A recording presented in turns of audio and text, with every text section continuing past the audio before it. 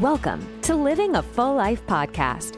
Join us as we explore health topics that encourage raising healthy children, living a healthy life, and living the best life possible. Now, here's your host.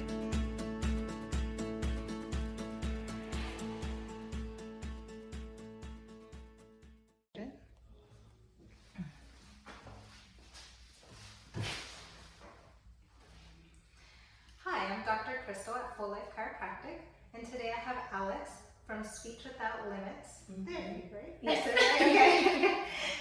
So I was saying that incorrectly and saying I might need speech therapy. But one of the things we're going to talk about today, our main topic, is myofunctional therapy. Yes. So I was telling you today, like, it seems to be like the hot topic. Like, what is myofunctional therapy? Okay, yes. I don't know what happened, but pretty much it is like this new hot topic. So essentially, oral myofunctional therapy is a multidisciplinary approach to correcting some abnormal adaptive patterns in your muscles as far as your oral motor structures, right? So we may have a lot of kiddos who are mouth breathing rather than nasal breathing, and that could be caused by some of those weaknesses in their oral motor structures. And also sometimes it can be related to tethered oral tissue. So there's a lot of different things going on there, but essentially we are working with not only like speech therapists or oral myofunctional therapists or dentists, pretty much everyone working together as a team to kind of remediate those and teach new patterns. Okay. So with myofunctional therapy, do you have to be a speech pathologist as well, or do you have to, or can you just do that like on the side? So you don't have to be a speech pathologist, which is pretty cool. There is a difference between someone who is specifically an oral myofunctional therapist and someone who is a speech pathologist. For us, luckily, it falls into our kind of like scope of practice, because where oral myofunctional therapists will only work on the oral like transit phase and the like pretty much pre-eating phase. We're able, if you're trained of course in feeding, we're able to also work on the pharyngeal and esophageal phases of the swallow. And kind of like, so even though we overlap, you don't have to be specifically a speech therapist. Okay. So with the oral myofunctional therapy, like what are you doing? Like what age group are you working with? And I guess just what are you doing? Because I keep seeing like videos like, oh, your tongue, you're moving your tongue. And I'm like, how do you train a baby, or like what are you doing? Okay, so oral myofunctional therapy is, we usually, our youngest kids would be about 4 years old, right? Because we need a kiddo to be able to follow directions and stuff like that to complete the exercises. Essentially, we're creating an individualized plan for a patient that's going to allow them to, like I said kind of before, we're retraining those muscle groups so that we're able to nasal breathe. We're also able to obtain the correct oral resting posture. And then we're also doing all those things together will also help with our dentition and our overall function. Okay. So what are some, I guess, dysfunctions orofacially? Okay, so some dysfunction that we might find, the first one that we also see in speech therapy is a lisp, right?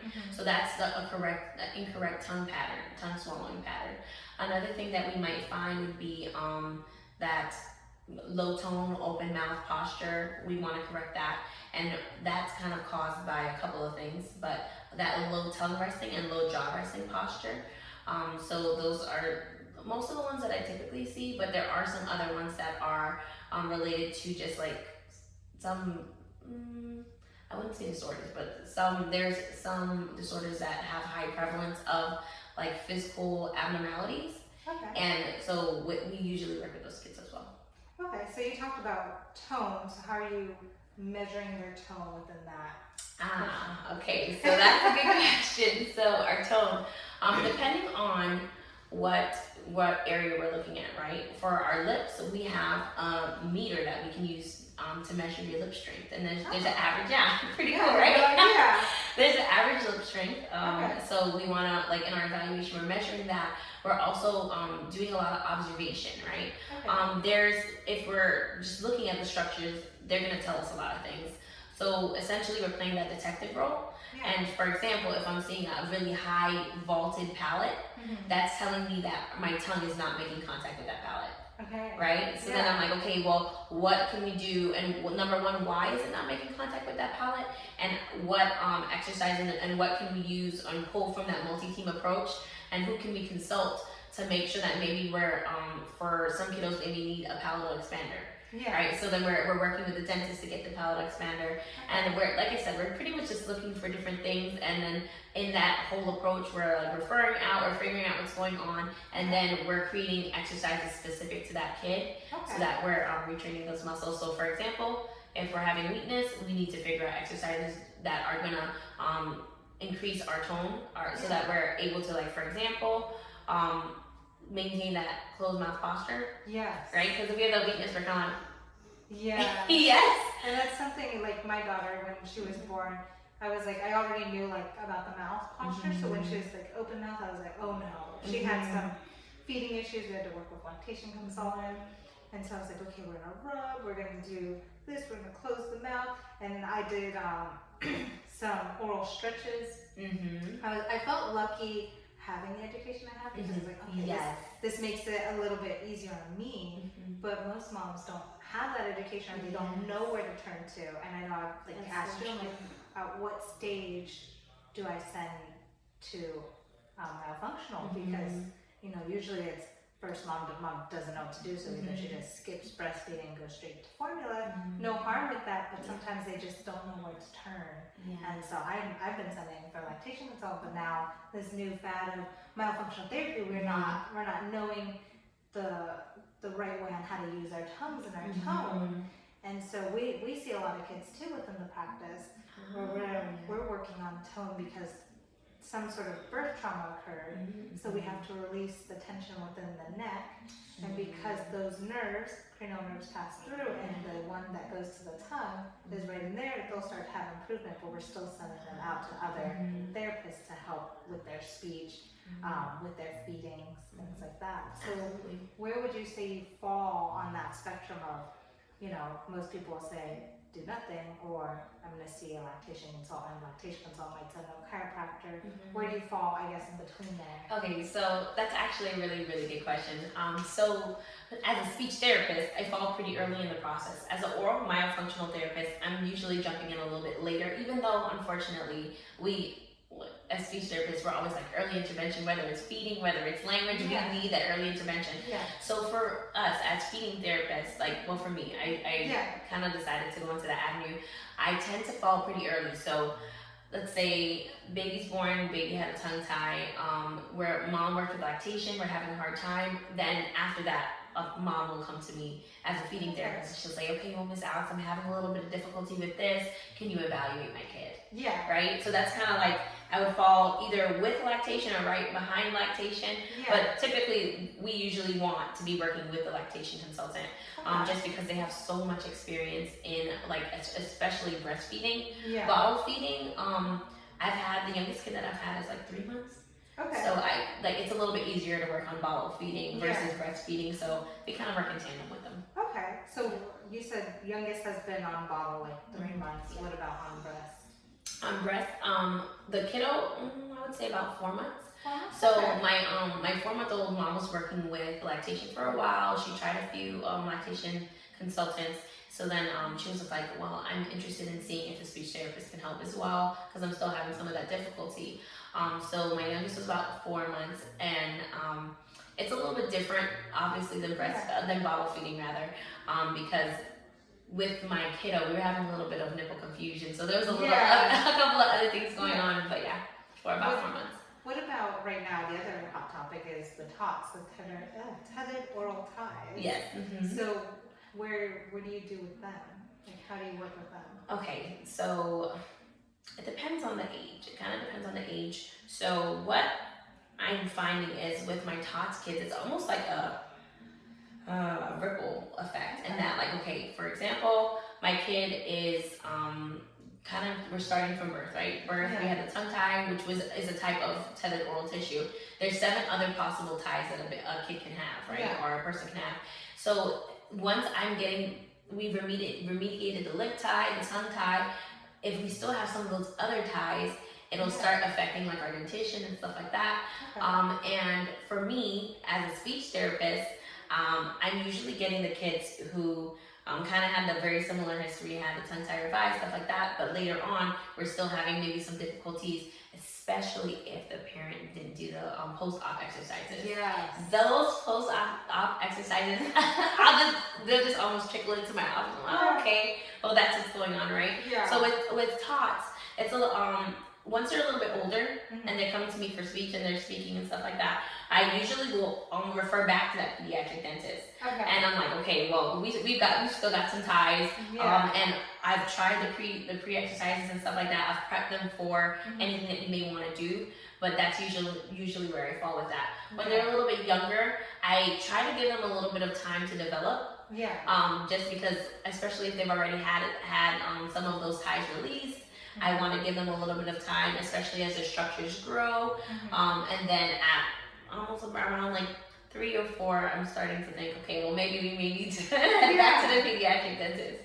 Oh my goodness. So just talk about the exercises. Like a lot of parents, they don't keep up with it. They're like, oh, it's okay. Like, it's fine. It's been released. But they don't realize that it can reattach, and then they need a revision after that. And there, I know there's been confusion with like a release versus revision, but release is the first time, revision is the second after that. And so that's why I was very vigilant. I'm like, I don't want to have to bring her back. It was horrible just to have her out of my hands.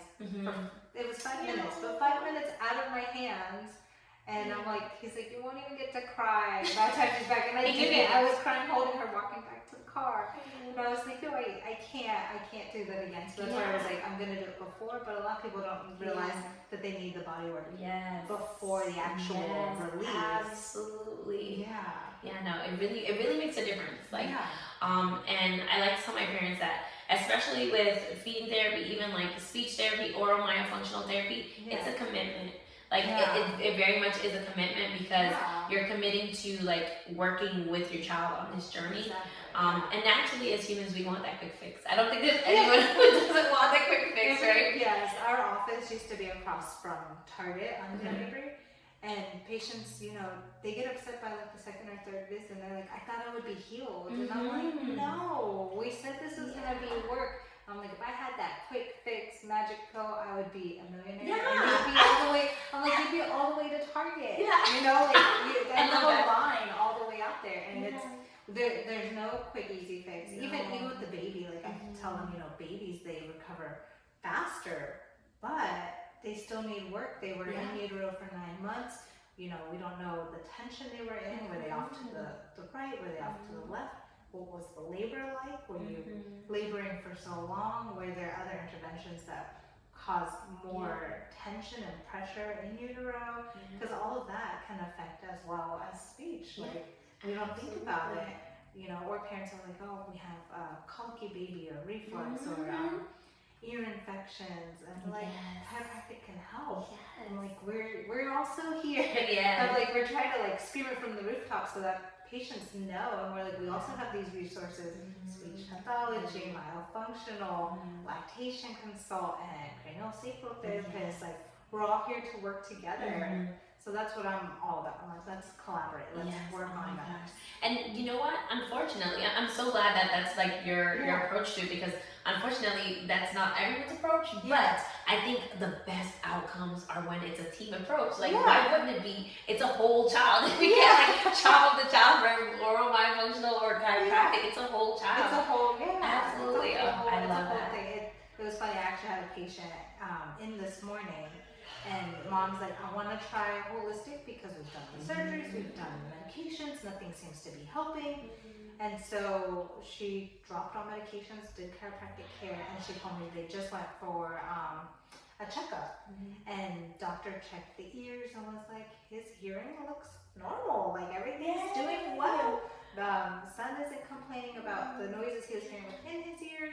And he's like, so what are you doing? And she's like, chiropractic care. He's like, oh, I mean, like, what medications are you taking? Like, are you still taking this? And she's like, no, not. We dropped that about a month or 2 ago. It's like, well, what about this? Dropped it. What about that? Dropped it. So what are you doing? She's like, I like chiropractic care. And he's like, well, okay, I guess it can't hurt. And I was like, well, it's better than before. Like, chiropractic used to get like a bad rap, and they're like, no chiropractic care. Now they're like, guess it couldn't hurt. Yeah. Like, can we get a little bit? Yeah, like a little bit. It's great. It's amazing. Thank you. Yeah, like I let me love talk to that. your chiropractor and see Yeah. what are they doing, and you know, we can't treat, like, I'm not treating his ears. I'm just trying to release the tension that I noticed. I noticed tension within the cranium. I noticed it within the neck and within the pelvis, and just that is helping whatever's going on with his ears. I'm like, okay. And with the kids with the speech, or even the baby's latch, you know, there can be tension within C1, C2, within the cranial bones, which can affect the jaw, and the jaw is going to affect the tongue function. Yeah, absolutely. And then that's going to affect the roof of the mouth. Do they have that bubble palate? Is it a normal palate? So that's why I'm like, we're here too. We want to help. We want to help however we can. You know, and you know, it's a lot in the beginning. It's a lot of appointments. They're like, I gotta go meet a pediatrician. I gotta go myofunctional. I gotta go craniosacral. I gotta go chiropractic. But it's that, or is it surgery, or is it you're gonna have issues along the way, and we don't want to deal with any of that. No. Like I'd rather just have the headache of all these appointments. Definitely now. I'm like, maybe I can come to you. I'll do anything to try and help my patients. Like if it's one less appointment you have to go to and I have to go to you, I'll do it. And that's so sweet. Yeah, I absolutely love that. It's not necessarily a service our office offers, but I offer it occasionally, depending on the situation that's going on. Because I want my patients to know I'm there for them. Yeah, and you know what? I think increasing that patient access is a big deal. Because like even this podcast, thank you so much for having me. Oh yeah. Even this podcast is such a big deal because we need that parent education. Like it's nice to be able to, like, I use my Instagram to try to promote and try to teach, but that's not the only avenue, right? There's so many other ways that we can promote and teach. So I love that you're really showing your patients that you care. Yeah, exactly. So how do patients find a myofunctional therapist near them? Like, let's say they're not in Florida or in Tampa. Is there a way to find them? Yes. So usually some oral myofunctional therapists are in network with your dentist, right? Okay. And also it should be mentioned that oral myofunctional therapy isn't only for kids. Yeah. It is also for adults. Okay. So you might find it through your dentist or your pediatric dentist. Something I do want to mention is that when a provider may say, hey, well, I think your kid has some ties or some TOTs going on, I push my parents to see a pediatric dentist who specializes in TOTs or specializes in tongue ties, because it's a really, really big deal. They'll come back and they'll say, well, my pediatric dentist said no, but after speaking to one of the dentists that I'm in network with last week, he was telling me that tongue tie and TOTS is an additional training. You don't get any training in their grad program. Yeah. So I think that's something that a lot of parents don't know. Yeah. Like, so as far as, just the same way, like for us as a feeding therapist, I have to do additional training. As an oral myofunctional therapist, additional training. Dentists have to do that as well. I have to do the same thing. Yeah. So in chiropractic school, they kind of are like, you can help pregnancy, you can help kids. Yeah. That's it. And that's where it goes. Where's the training? So I have to take additional courses through the ICPA for kids. And so that's where I get the Webster technique, the perinatal certification. Currently I'm working on the CACCP, which is 200 hours. I'm like, this is more education compared to some people are like, oh, I just go to my regular chiropractor. And I'm like, well, what are they doing? Like, are they, I knew of one that would adjust babies, and I saw that and I was like, you shouldn't hear cracking popping. It shouldn't be that. It's a different technique. That's where people are like, oh, you're gonna crack and pop my child. No. And if there is a chiropractor that's doing that, maybe ask about their credentialing. Like, have they taken additional coursework?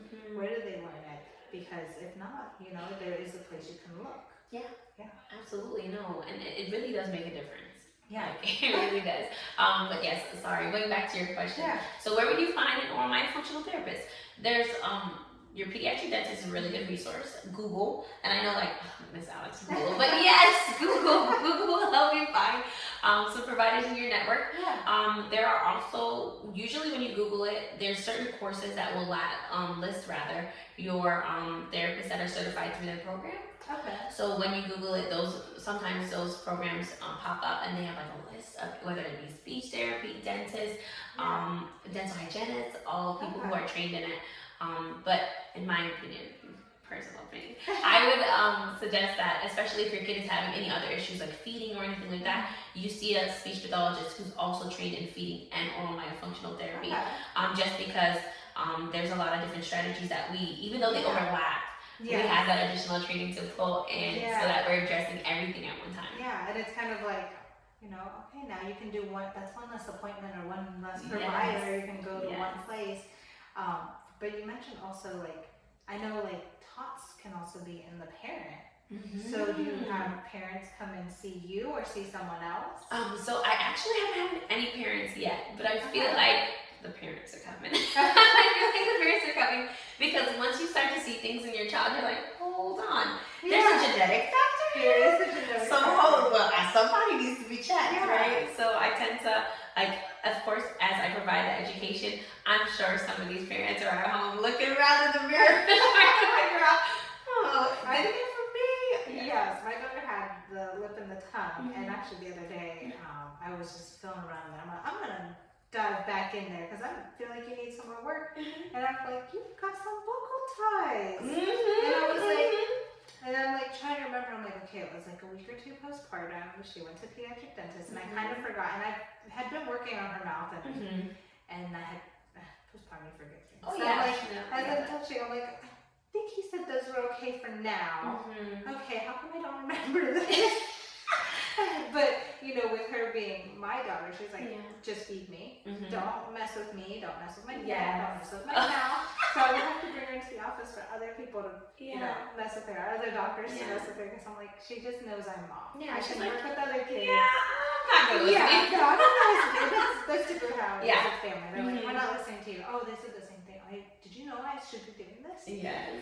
But the thing I was going to mention too is, like, how do parents or adults, I guess, what do they need to look for to see if they need myofunctional therapy? Okay, wow, that's a good question. You're right on it. I love this. So, there's a couple things you might want to look for. Number one, you want to look for the biggest thing that I think you look for is that mouth breathing, right? Even if your mouth is open just a little bit, you're mouth breathing, right? And naturally, even myself, like I have allergies. If you have allergies and you're stuffy, your body's gonna be like, hey, we've got to fix this. How are we gonna get the most air right now? And that's gonna be mouth breathing, right? But the problem with mouth breathing is that if you are only mouth breathing, you're not getting the same amount of oxygen. It's not into your lungs, so there's not the same amount of oxygen going to your brain. That's a big thing, right? Something else that you might be looking for is like snoring. Snoring and sleep disorder breathing, that's a really big area of oral myofunctional therapy because that tells me that something's going on. We have some enlarged tissue. We're not having the correct resting tongue posture. Maybe we have some things that are inflamed. You know what I mean? There's some things that we need to check out, right? So that's the second thing I would tell parents to look out for. If your kiddo has a lisp, or maybe even sometimes their speech intelligibility, which would be like how well you understand them. By 3 or 4 years old, it should be around 80%. So if you're not understanding them, and like their grandparents are saying, I don't know what Johnny's saying, there might be some underlying things going on. Especially if you've been working with a speech therapist for a while and stuff like that, you might want to like look into that a little bit more. Feeding difficulties. A lot of my picky eaters. Sometimes, of course, there's those comorbidities. But typically, my kiddos who are like true feeding kiddos, I'm like, something's going on here, right? And sometimes it'll be like, oh well. When I start digging into that background, like what was it like in like once they were born and stuff like that. I'm like, oh well, they had a hard time. Check, okay. I'm just going through this. Oh, okay. Like, can I look in there? The palate. Oh, okay. Check.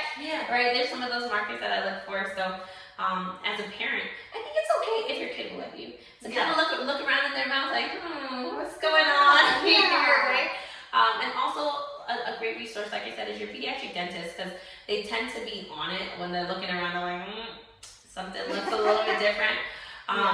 Especially when a kiddo has crowding. Crowding is one of those really big things that the pediatric dentist will be like, okay, well, if there's crowding, there's a reason for crowding, right? And of course, we can actually throw some braces on there, but we want to make sure that we're fixing the root of the problem.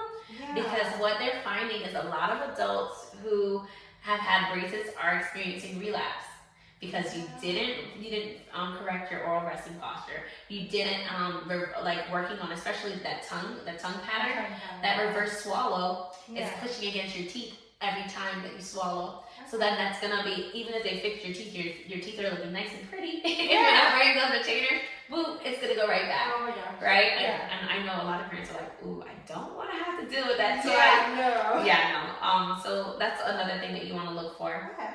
And honestly, if there's someone in your area that you know is a speech therapist or oral myofunctional therapist, I would recommend getting checked out. Just, hey, can you Yeah, make sure. Yeah. Because some of the things you mentioned, I'm like, in my head, I'm like, okay, my dad, like, no one can understand him. I can understand him, but no one else can understand him. My husband, everyone in the family has sleep apnea. And so I'm like, okay, so I'm like, okay, I think he's a mouth breather, and that's where I catch our baby sometimes trying to mouth breathe, and I like close it, work on the jaw, open, okay, tongue is up in the right position, close it. Beautiful. Okay.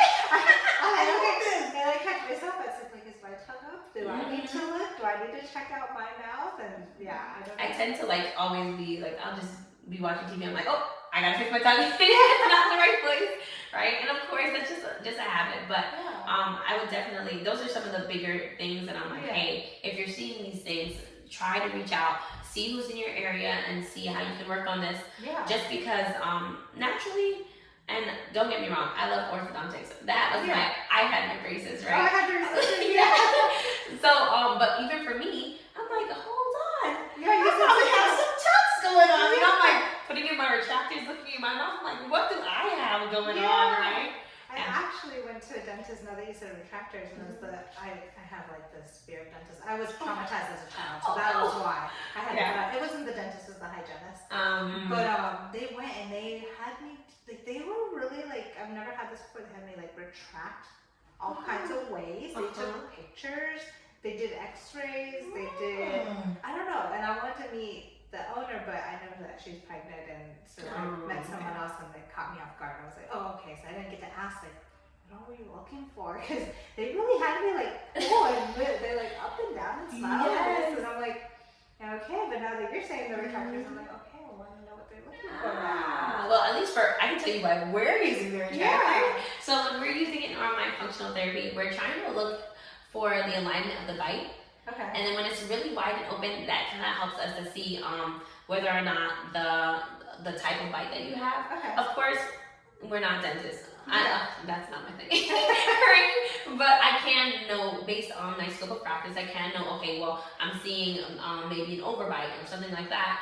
And I can even talk about symmetry in the mouth. Like those are things that are within my scope that I can speak on. So then I'm looking for those things, and then sometimes I'm looking for, like, I take measurements, so I'm looking at the diastema, if there's diastema there, if there's any buccal ties, if there's any lip, top or bottom lip ties. Those are usually things that I'm looking for, Okay. So what's the diastema? That's a new word for me. So right here. It's just like the gap, like. Okay. That's a new word. I haven't heard that one. They usually, unless you're talking to someone who's like using that term, then you probably wouldn't. But Okay, cool.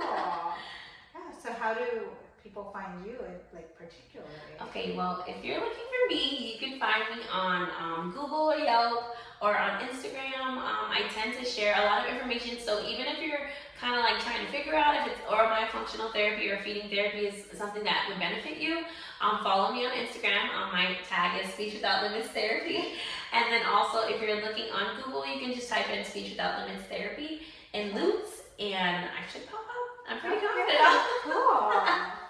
Well, I'm so glad you came on. We may have to do a part 2. I don't know. Yes. Oh my gosh. I feel like Let's do there's it. so much, or maybe an Instagram live too. Girl, Just we gotta get it out there. Yes. Like, because I know everyone's just like myofunctional, chiropractic. I don't understand why, what it is and why you guys all work together, what's collaborative about it, and just, I feel like getting them in young. Get them in young so you don't have to go in as many appointments when they're older. Because I feel like that's what I'm seeing a lot of younger kids is I'm seeing some babies, but a lot of older kids where, I'm noticing, they're having issues with the ears, they're having issues with the jaw, they're having issues in the back. I'm like, okay, we need to figure out what's going on. Absolutely. And I think even speaking to like your adjustments and also oral myofunctional therapy, sometimes we don't think about the whole picture and how it can affect the child as far as, okay, right? If we have any type of oral tissue, our tongue is kind of held down to the base of that jaw. We're mouth breathing, and since our nose is supposed to be filtering air, our tonsils are now filtering the air. And so then they become inflamed, and then that also can affect the way that our ears are draining. So it's all interconnected. That makes sense. Yeah. So then if a parent doesn't know, they're like, well, yeah, this is just one little thing. They're doing this, but because it's a whole child, we're seeing like how it's all interconnected, and that's kind of how it overlaps for all of us. Okay, cool. Yeah, I think we're gonna have to do it for it. Oh, yes, we have to. We just keep getting more questions. So. But yeah, well, thank you for coming on. Of course, thank you so much for having me. It was such a blast. Yeah, well, have a great day and stay tuned for our next podcast. Thank you. Bye. I'm so sorry if I was long. Thanks so much for tuning into this episode of Living a Full Life podcast. If you're enjoying the show, please feel free to rate, subscribe, and leave a review wherever you listen to your podcasts. That helps others find the show, and we greatly appreciate it. Thanks again for tuning in, and we'll catch you in the next episode.